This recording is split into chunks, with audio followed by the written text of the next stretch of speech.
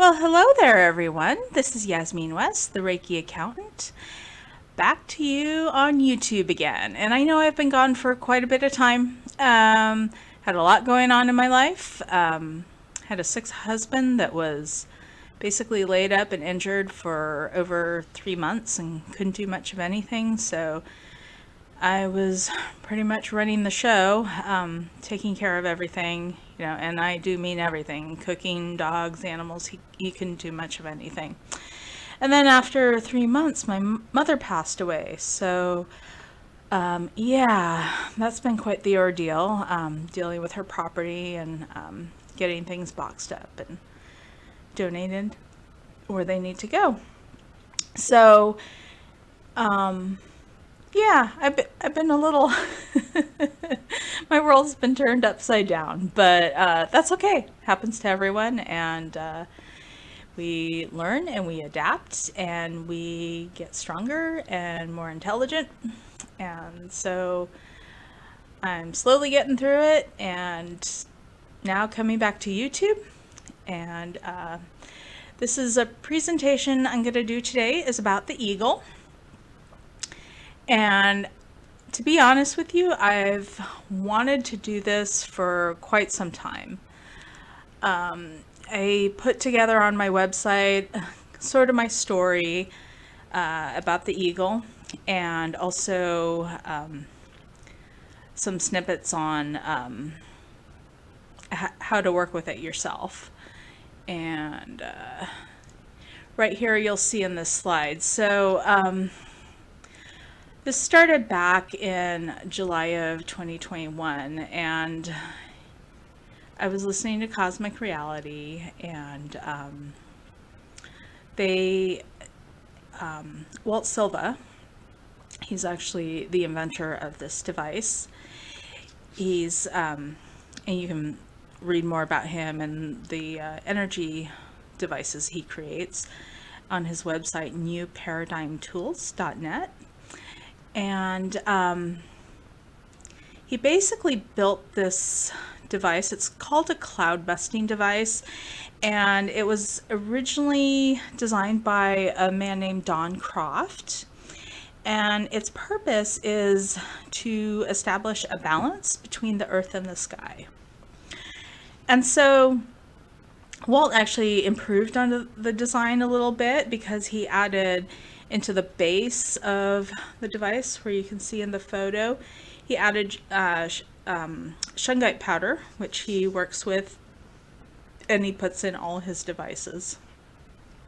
And it's a silver saturated shungite, so it's not just your regular old shungite. It actually has silver added to it.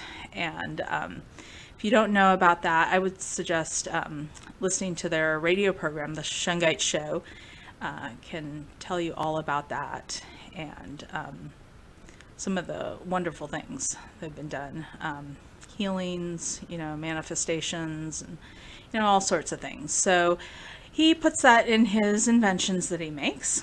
And then for the eagle, what was also added to it was basically a gem elixir, which Nancy Hopkins, she's the producer of the show, she created that, and it was, and stabilized it into a talc powder, and she calls it nectar. And so that was also added into the device. So a couple things that Walt improved on from the original Don Croft design. And so he created this because Nancy was she lives in Florida, and she was having problems with the flooding in the area. And so she wanted some sort of device to bring back the natural balances between the earth and the sky, and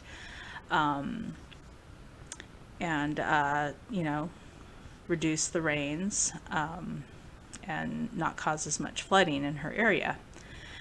So he went ahead and created this device for her, and they were talking about it, and she was working with it, and it works like a energy device. You connect to it with your intention. And so I probably should have added a disclaimer at the beginning of the show that if you're not into the woo-woo, you probably won't like this presentation, but you're more than welcome to listen. I'm just not going to explain why this stuff works. This is for the people that already know. So you connect to this device with your intention, and you just work with it and ask it to a little bit more rain, a little less rain, and just keep working with it. And it wasn't easy for me in the beginning to do this, just because I think the main hurdle to get over is that it's actually possible for this to happen. So yeah, you kind of have to go with it and just say, this is not only possible, but I am going to drive this thing and make it happen. So that's where my journey began back in July of 2021. And during the summer of 2021, we were having in California, where I live, just, insane amount of forest fires. And this had been getting progressively worse each year. I mean, when I was growing up, we didn't have this sort of problem. I mean, to the point where the skies were just basically filled with smoke all summer long. I mean, that is not normal for California. It's a little normal for us to have droughts, and I'll talk about the droughts later on in the presentation. And because we go through drought flood cycles about every 10 years. But yeah, the fires were not normal. They were getting progressively worse. People and animal life were just having their lives destroyed. Homes. My mom actually was part of the Paradise Campfire. She was up there when that happened, and I wanted to do something to help because I saw firsthand how that affects people. It's not just about losing your home and all your possessions, but for a lot of people, it's hard to explain, but it's an experience that changes them, and not for the good. They feel very uprooted and lost, and a lot of mental health issues that result from that. So, I wanted to do something to help. I didn't want people to have to go through that trauma. It was very destabilizing for me, and I wasn't even living up there. It was just my mother, but just the whole process of when she got evacuated and not knowing where she was for a long period of time, it's trauma that you're subjected to, and it affects you in a very real and energetic way. To the point where there was one day I couldn't even physically drive to work. I mean, and I'm a very self-sufficient person. I can push through a lot of shit, but yeah, this affected me. So I didn't want others to have to go through that. Wanted to do something to help. And I thought, well, if the cloudbuster can bring balance between the earth and the sky, well, it certainly can stop rain from creating additional flooding. But, California has been in this drought for so long. Could we actually bring in rain? And not only just bring in rain, but bring it in during a time where California typically does not receive much, if any, rain. It had been years since I had seen rain that happened before May. So we were in July, which is pretty much the middle of summer. And so talk about a pretty impossible task. For all you folks out there into metaphysics, manifestations tend to follow the path of least resistance. So you're kind of putting yourself on the line to try and make this happen, right? Because the odds are not in your favor. But I didn't care. I wanted to try. What harm would it do if I failed? It's my time wasted. So be it. So that's where my journey began in July of 2021. And I actually didn't even have a physical eagle at first. They're a little bit pricey, a couple $1,000s. I didn't have that to spare. I mean, I make money, but it goes to bills and other things. So it would have been, not a hardship. I could have made room in my budget for it, but it wasn't just something I could just toss out there. So, and I needed to address this immediately because the fires were so out of control in 2021. And so I decided, Nancy had mentioned on one of her shows, she said, well, if you need to work with it, you can create an etheric double and just use a photograph of an eagle. And she offered up her own eagle in her own yard, which is pictured here. She said, you have permission to use it and do whatever good you need to happen in the world with it. So that's what I did. I had her photograph and I just decided to concentrate and focus on bringing in rain. And yeah, that does make me sound like a crazy person. Especially if you know what it was like to live in California in the summer of 2021. Pretty much seems impossible, right? Even to people who are very good manifestors and metaphysicians, that I know a lot of them would say, that's too much. It's too much that you're trying to do. But I was up for the challenge, and so I started. So I started my focusing, and I actually did bring in some rain. And I don't have it here, but that's when I brought in just a little bit of a sprinkle, and I was able to help some of the firefighters up in the mountains.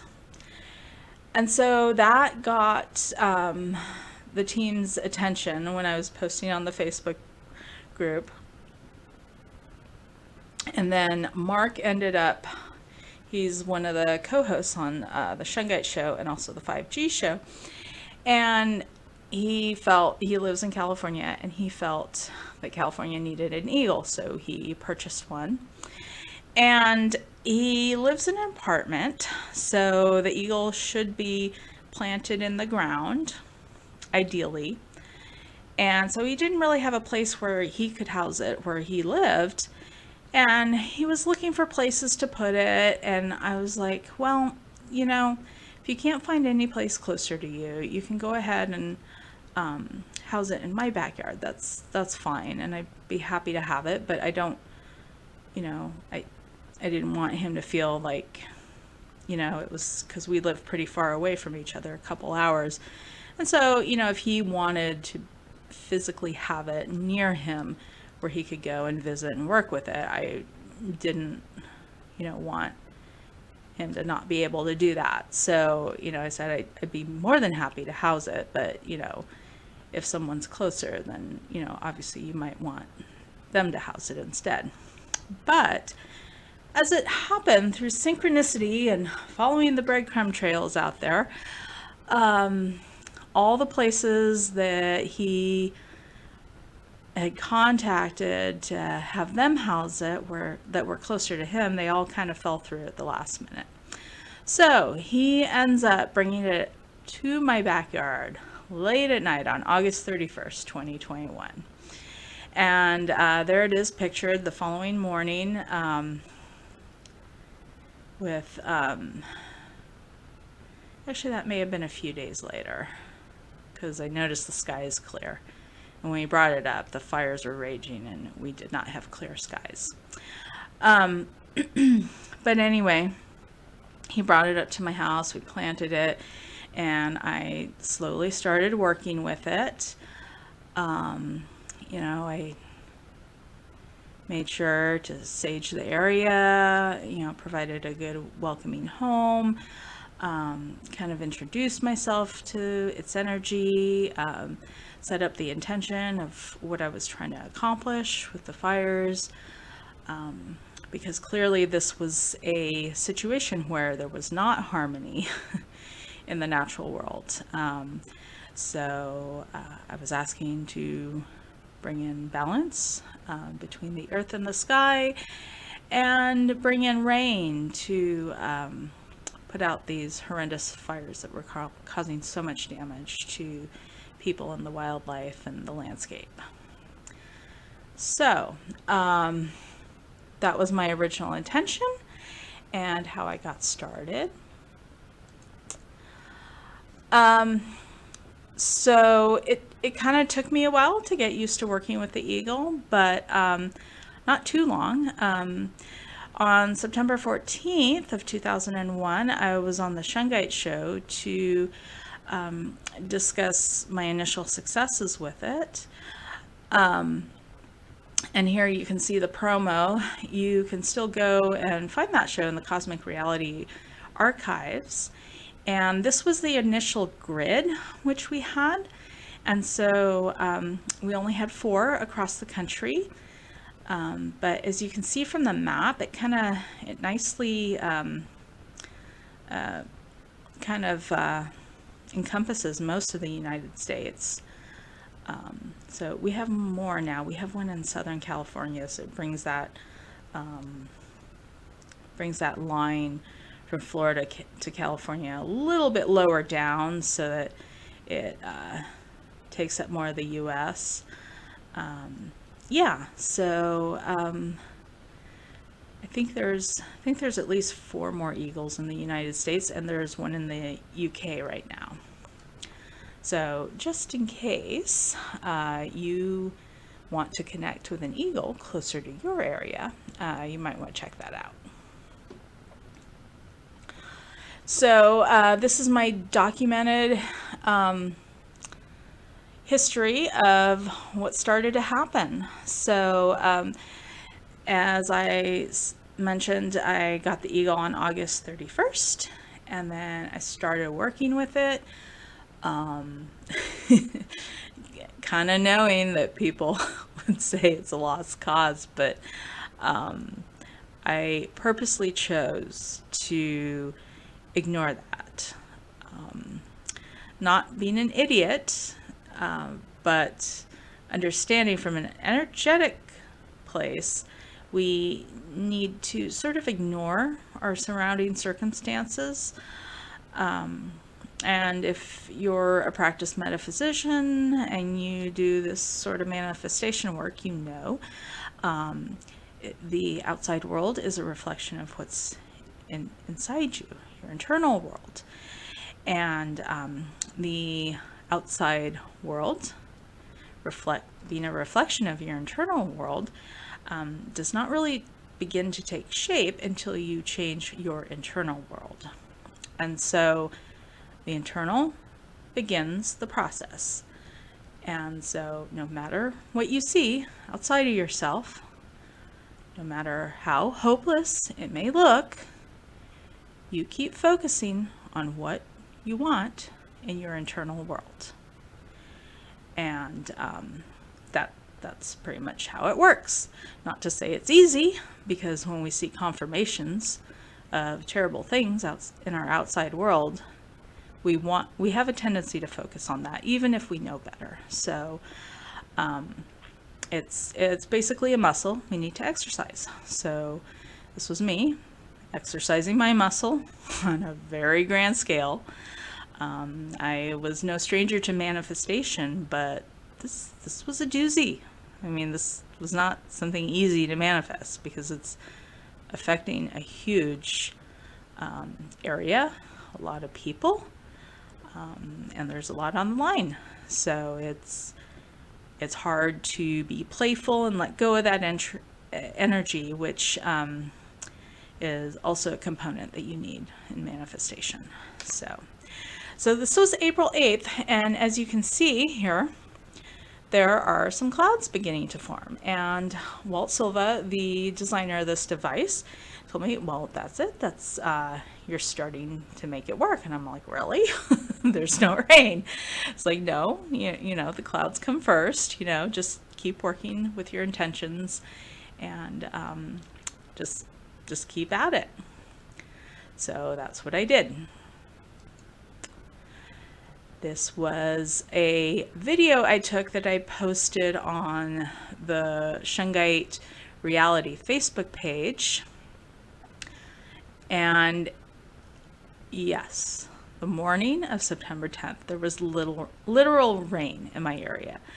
And this is typically the tail end of summer in California. We are not getting any rain until, you know, minimum November if we're lucky. The year the Paradise Fire hit, we didn't get rain until, I want to say it was mid-December. Yeah. And that was typically the case for California for many, many years. So I saw the clouds a couple days before. You know, this is confirmation and proof that this stuff works. You know, if you're not familiar with this type of work, you'll see, well, hey, you know, it's all coincidence, you know, whatever. It's like, but it's not. It's really not. So I was very excited. It wasn't a lot of rain, but it did provide some relief. September 27th. So this is, you know, a couple weeks later. I saw on a Facebook group page that they had actually put out the fires up in Mount Shasta. So yeah, I think I forgot to mention that when I started this, my initial target was Mount Shasta. You know, it's a very spiritual place that both my mother and I really loved, and we didn't want to see any harm come to it. You know, not that the landscape doesn't recover, but in the meantime, it's very hard on the wildlife. And so if it's a small fire, it's one thing, but these huge raging fires that take out so many acres, like millions of acres, you know, they're very damaging to the landscape. So, and people also lose their homes. So that was my initial target. And so you can see, actually, I actually got the date wrong. It was September 20th instead of the 27th that this actually happened. So that is Mount Shasta there, view from Castle Crags Trail, where you can see it's a nice dusting there to help with the fires. And then Lake Tahoe, which is much lower in elevation, got its first snow on October 8th. Now, this is not common. Usually the ski resorts, they struggle, and, you know, they hope to get snow as early as possible, but sometimes it doesn't snow until December for them. So again, this was something rather unlikely that happened after I started working with the Eagle. So, you know, yeah, coincidence, or is it? You know, I'll let you decide. In my personal reality, I had an effect. So that's my story, and I'm sticking to it. So I will say the initial success was a bit sporadic. So I got rain on September 18th over some of the fires, but then there was no more rain. And this was this was actually a text message from my mother, who said that it was raining up in her place in Paradise and Magalia, and it not just rain, but oh yeah, pouring rain, she says, that doused the fires. But she was a little bummed out because they got rid of her dinner and concert at the homeowner's lodge there where she lived. So, and it was sporadic, but so here's me on the 27th working with the Eagles some more to bring in more clouds, because I think the sporadic nature was a result of two things. So one, I was concentrating on bringing in just enough rain to put out the fires, because I didn't want to cause problems with mudslides. I mean, there were still areas, especially near the campfire, where there were burn scars, and they tend to have mudslides after that. So I was trying to be careful not to bring in too much rain to cause other problems. So I think I was being cautious, and so that was making it a little bit more sporadic. And also, I'll say, at this point, I'm not 100% sure this is me doing it. I mean, I am and I'm not. It's hard to explain, but you're just like, oh, okay, it's happening, but can I keep it going? There's that little bit of doubt, and we all struggle with this with our manifestations. So yeah, so I had some doubt still that I mean, it obviously made it happen once, but could I continue that success? And as any successful person will tell you, there's going to be doubt when you first achieve something. It's like, okay, I made it, but can I stay there? I found the love of my life, but can I keep them? There, until you settle in and you're comfortable and you know what you're doing, there will be some doubt initially. So that's why it was sporadic. Again, here on October 7th, I'm focusing on bringing in more rain clouds, because the rain had stopped. But 10 days later, here we go. The rain's coming in. So yeah, it was happening. See my Facebook post here.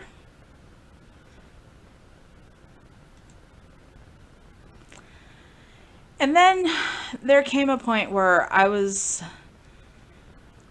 fire would break out. I would focus my attention on that area, bring in the rain, that area. It would douse the fire. And it was basically rinse and repeat at this point, because more fires were breaking out. And I will tell you, at that time in the news, it started to become apparent that not all of these fires were just natural occurrences. Some people were actually purposely starting the fires. And as a little feisty Sagittarius, we get a little, we turn into fireball spitting Sagittarians, as Rich Schlop likes to refer to us as. And I just had enough. I was pissed. I was really pissed. I was pissed that anyone would do that. How can somebody, the fire is already, destroying people's lives, destroying animals, destroying landscape, and then you're going to go out there and start another one. Yeah, no, I don't think so. And so I was incredibly pissed at this point. And so you know, when you're working with manifestations, you know, you want to always work from a good place, but you know, when you get upset and angry about something, sometimes that emotion is a little too strong and it will overpower things. Um, so I tried to kind of calm myself down, and I decided to take a trip with my mom to Mount Shasta, and the purpose was just to reconnect with the earth, Gaia, calm down, be grateful, bring in some of those emotions of gratitude and love, and not so much frustration and anger that I had with the people who were purposely starting fires and causing more problems. So that was my intention. Mom and I had a lovely trip up to Mount Shasta, and in hindsight, now that she's passed, I'm really glad I took that time to be with her. So this was us on the mountain as far as we could drive up. The very top, the road was partially closed because there was so much snow up there. So Mount Shasta was doing fine. There weren't fires there. They were mainly occurring in other spots that had not received, they weren't high enough to get snow, and they hadn't received much rain, just light sprinkles and stuff. More like the Sacramento type areas and just a little bit higher up in elevation.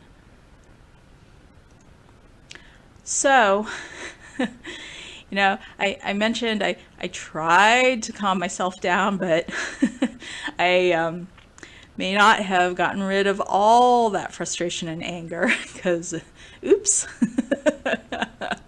we had in Sacramento, we broke a rain record within the 24 hours.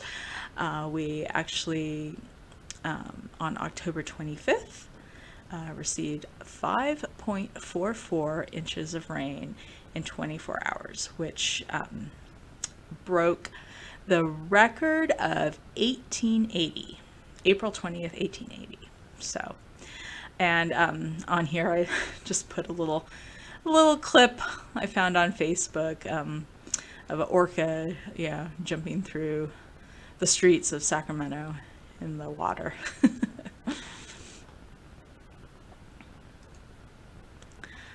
So this rain continued. It just kept going and going. And as you can see on the slide here, I have a picture of me in my car in the driveway.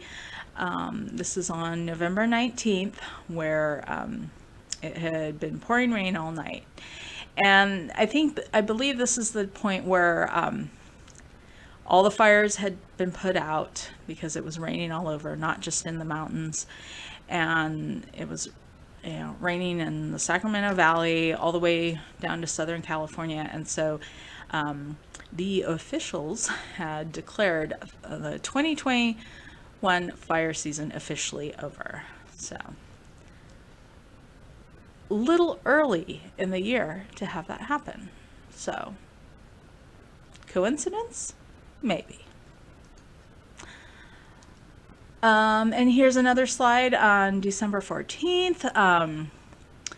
This was actually a lady who I used to work with. She lives in Auburn, California, which is lower elevation, around 1,000 feet. Some years they get a light dusting. Well, she's got quite a bit of snow there if you look at her back porch. And again, you know, it's not uncommon for Auburn to get snow, but they don't get a lot of it. It's only they're only at 1,000 feet. So coincidence? Maybe.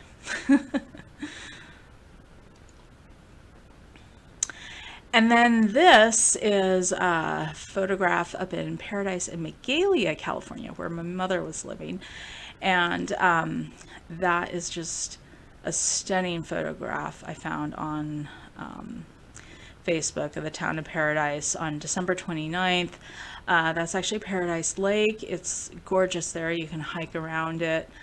And they took an aerial photograph of, the snow all on that island there. So, and then the picture to the right is the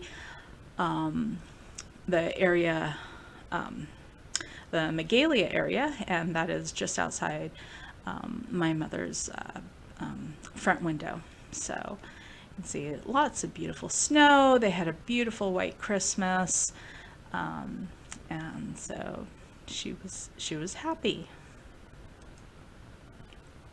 Okay, so with California's fire season officially over, I decided to switch gears to the California drought. And, this is another huge project that I don't know if I can make happen, but, I just, in my mind, I don't know if you buy into it, but in my mind, I had an effect in combination with the eagle to put out the fires quickly with rain.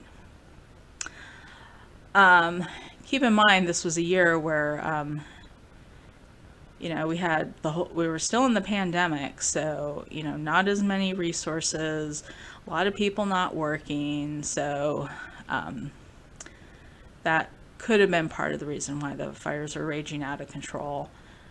They weren't addressing them properly, but we got it taken care of another way.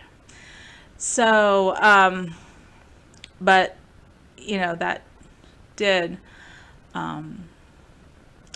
they used quite a bit of water to put out these fires. So we were already in a drought, but as you can see from this map on November 9th, 2021, almost half the state was in exceptional drought, and that's, I think that's the worst category you can be in.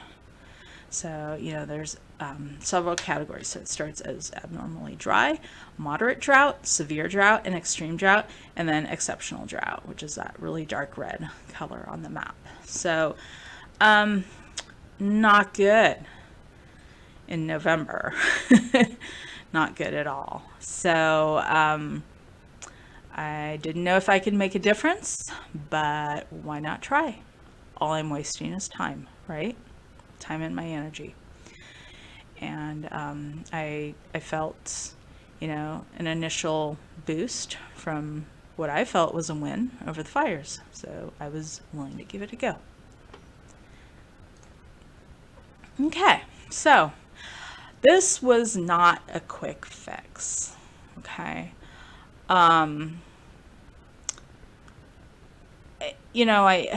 I've been aware of the fact that,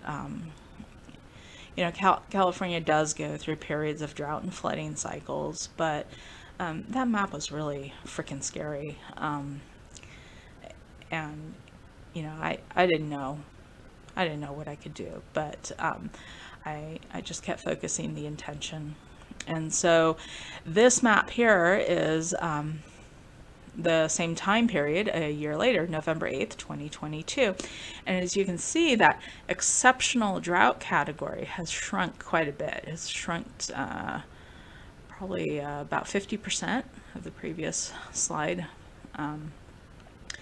So there was definitely an improvement, but not a huge improvement. Well, it depends how you define huge, but certainly the drought wasn't eliminated in 1 year.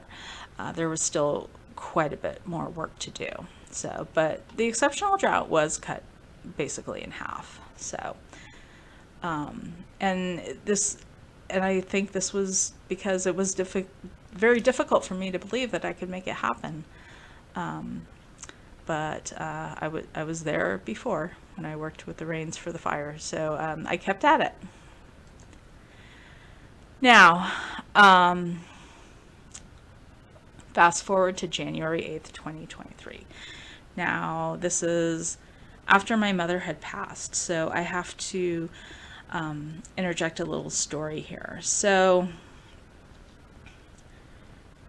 she had saying, oh, it's nice that there's rain, that California needs rain, but I didn't think she understood the full impact of it until she drove up to Oregon, and this was November 2022, before she passed.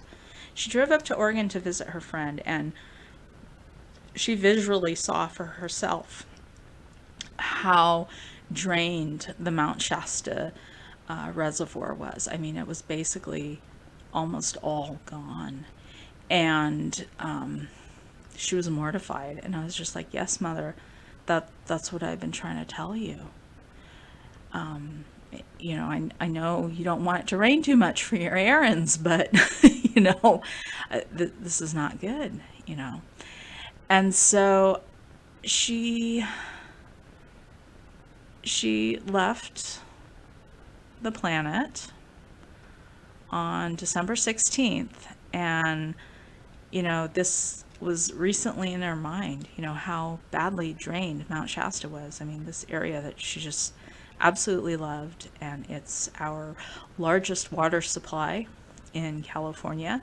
So it's very important that, if that one's gone, it's hard to fill because it's such a big reservoir. It doesn't fill as quickly as a smaller one like Folsom Dam area in Sacramento, which is very much smaller in comparison.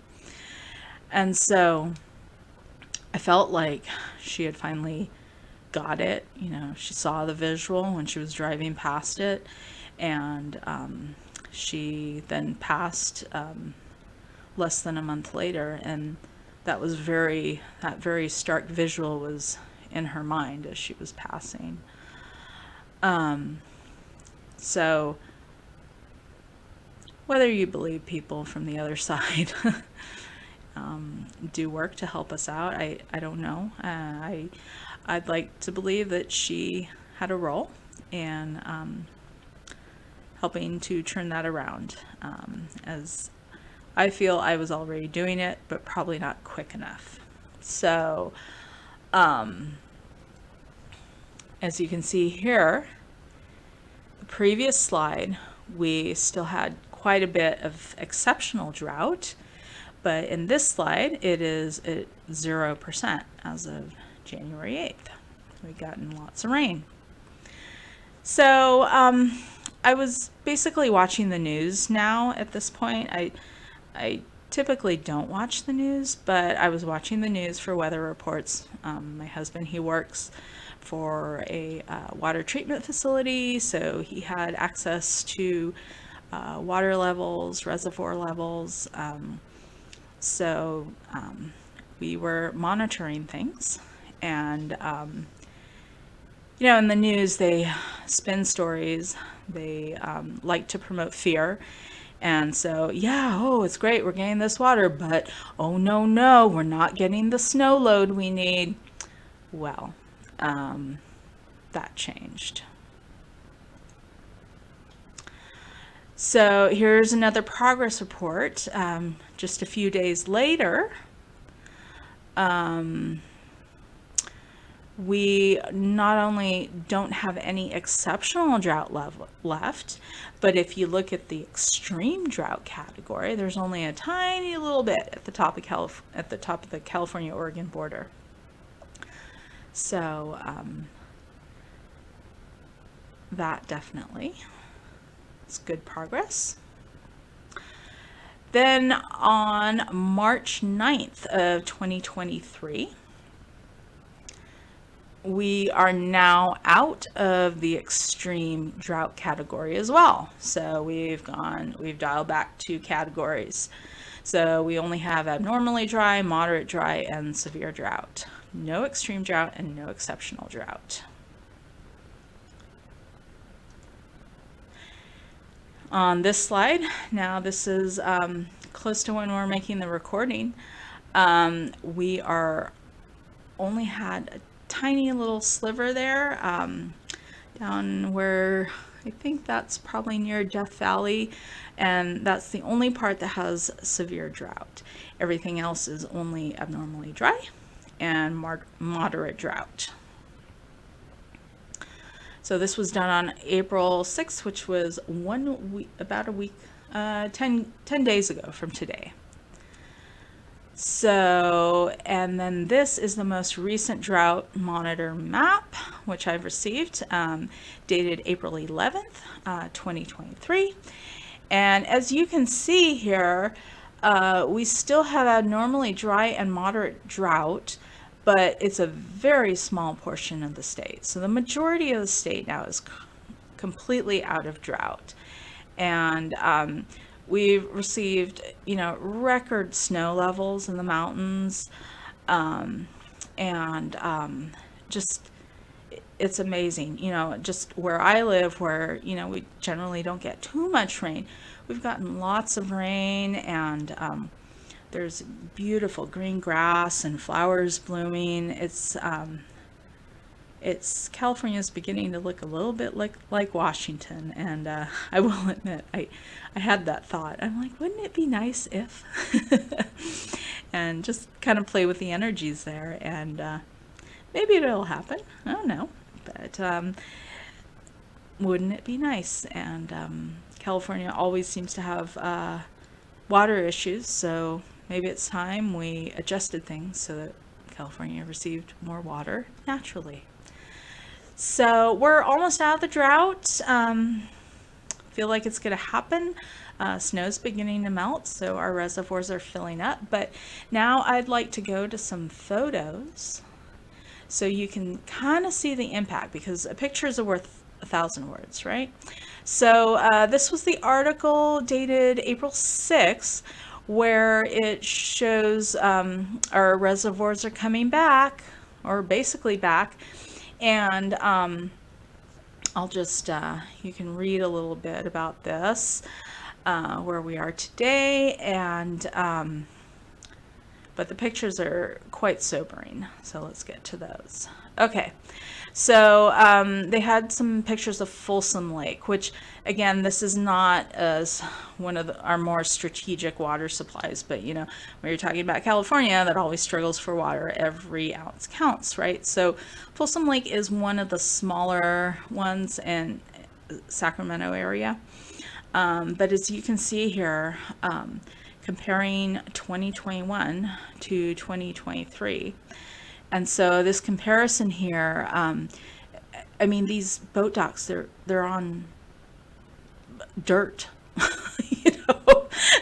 and this was back in May of 2021. So not even the tail end of summer. This was going into summer, where people had to pull their boats out because they couldn't dock them. And now you'll see the bottom photo there is as of March 26, 2023, and the docks are floating. And obviously the water there is deep enough to hold boats, because you will see a few boats in the docks there. I count 1, 2, 3, yeah. Okay, so this photograph here is taken of Lake Oroville, which is California's second largest water supply. So Mount Shasta is the first and Lake Oroville is the second. And as you can see, I mean, that is a freaking scary picture on May 23rd of 2021. So keep in mind, this is before summer. And not only that, but we had insane record-breaking fires in 2021, the summer of 2021. So this was the beginning. So it probably got even lower from that picture that you're seeing there. And now you can see the bottom picture there is March 26, 2023. The water, I mean, it's not all the way full. You can still see some area to go there, but a lot of it has come back. Another photo of Lake Oroville. Yeah, you can see that beginning. So this one was actually October 25th, 2021. So this was right before we started getting heavy rains. And I mean, you can see that bridge, the bottom that goes in the water is completely exposed. And then the recent picture showing that the water levels are back up, and it's almost to the bridge. So, this is another photo of Folsom Lake. May 22, 2021. You've got some island formations going where, it looks like people are actually driving their cars on Folsom Lake, on the bottom of Folsom Lake. And March 26, 2023, that is no longer possible. And just a real quick, here's another boat ramp comparison. One on dirt, one floating on water as it should again. And here's an aerial photograph of another boat dock. First, it's completely dry, no water in sight. Looks like the middle of the desert at the beginning of summer. And now we've got water in there, and look, we've got 1, 2, 3, 4, 5, 6 people can now put their boats in the dock. Awesome. Here's a comparison of Lake Oroville again. You can see the burn scar area. That water's so low in May 23rd of 2021, and then on March 26th of 2023, look at all that. The waters come back, there's green, it just looks absolutely gorgeous. Even the burn area looks like it's beginning to heal and regrow. And Lake Oroville again, I just what do you say at this point? I mean, it's you've got areas that were previously submerged are growing trees out of them in May of 2021, and now they're underwater, as they should be. So this is a channel in Lake Oroville that you can see pictured here. This was actually the middle of summer, August 14th, 2021. Obviously shrunk down quite a bit and now has recovered almost to its former glory on March 26, 2023. God, that channel there, I don't know how those boats would pass each other with all those, I guess, I'm not a boater, so I wouldn't know how they deal with those things. And then here's a bridge over Lake Oroville. My God, wouldn't want to fall off that bridge with that water being that low. The second photo, you might have a chance.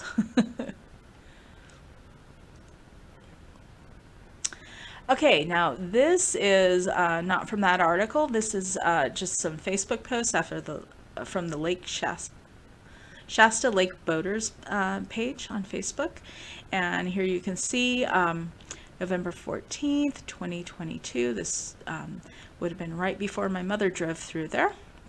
You can see it's so low, so much of the bottom of the lake exposed. And as soon as January 16th, 2023, look at that water level just pop right up. He has a note here that it is almost 92 feet from full pond. Awesome. And again, Mount Shasta, this is California's largest water reservoir, so it's a very important water source. And again, because it's so large, these larger water sources take a long time to fill up. And so to have that sort of a recovery in such a short amount of time is just miraculous, just really. Okay, another picture here. This is a little bit later. So yeah, the bottom pic is showing Mount Shasta with quite a bit of edge exposed. And let's see. Oh, you know what? I apologize. I don't know the dates on this. So the bottom picture is of March 22nd, 2022. So looks like they had a little bit of water, probably from the previous winter, but this is again way before their summer season. So they're going into summer with very low water levels. And then the top picture, he doesn't have a date on there, I apologize, but clearly of 2023 at some point. The water level, you can barely see the edge there now. And here's another picture, and I know exactly where this is. I drive up there every time I'm passing through the area. This is the bridge on I-5 going through, going up to Mount Shasta, crossing over Lake Shasta. So, January 1st, 2023. Okay, so that is actually, there was quite a bit of water which still had not filled Mount Shasta as of January 1st. So, but you can see within 3 months, April 1st, 2023, that bottom photograph, I mean, it's almost completely filled up there. So, I mean, there's still a little bit to go, but my God, not like this. This is Californians are going to die in the top photo if it stayed like that. So, what's our important life lesson here? It's never too late to turn your life around with small moves. This was a lesson for me that I needed faith, I needed to believe, I needed to trust the process, I needed to work with the tools I had. Just a lot of little things, a lot of small moves to make this happen. And it didn't happen overnight. But if you're consistent and you don't give up, and you keep your faith, and you keep putting one foot in front of the other, look what we can accomplish. I put this slide deck together, and I was just like, holy crap, you know. I had just been like putting little updates, you know. I jumped on the Cosmic Reality Show a few times and gave some updates, but looking over the past year and more, wow, holy crap, you know, it kind of blew my mind, because I wasn't focusing on it. I was only focusing on the small steps each at a time. But when you look at it over the long haul and the bigger picture, I was just like, holy crap, I really, and it wasn't just me. I also give credit to the people out there that when they saw my Facebook posts and when they heard me on the Cosmic Reality Show, and you know, they, by their acknowledging that it was possible, they placed intention and energy towards that happening as well. So it is a collaborative effort. And some people don't even realize they're doing it, but they are. And so it wasn't just me, but you know, maybe I was the one that needed to get it all started, and with like literally nothing but a picture of a device and my intention. And I think that is so important to understand. Wherever you're at, start with the tools you have. You don't need to purchase a big device like this. It's pretty expensive. It's, you know, about $2,000 or so, and you know, you might not have that. but you still have your intention. You have more tools than you know, and I just wanted to share this with everyone. I've posted it and told stories and everything, but I wanted to kind of put it all together as far as everything that had been done over this long period of time. And I think it's quite sobering personally, and just a demonstration of what we're all capable of. And we need each other as a community. And because, like I said, I didn't do it all alone. I may have been the one to start, but other people came on board. Everybody that read a Facebook post from me, or, believed, or, my mom driving over that bridge and going, oh my God, something needs to be done.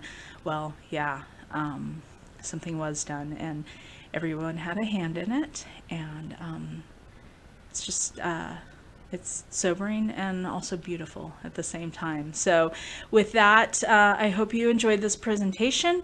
I'm going to end with a joke. Thank you, Eagle. Thanks for the rain, but we're good now. We're not, life is always evolving and changing, so we'll have a new challenge that we're presented us with, but we can handle it. We can handle it. So, thank you all, and have a wonderful day. Take care now. Bye-bye.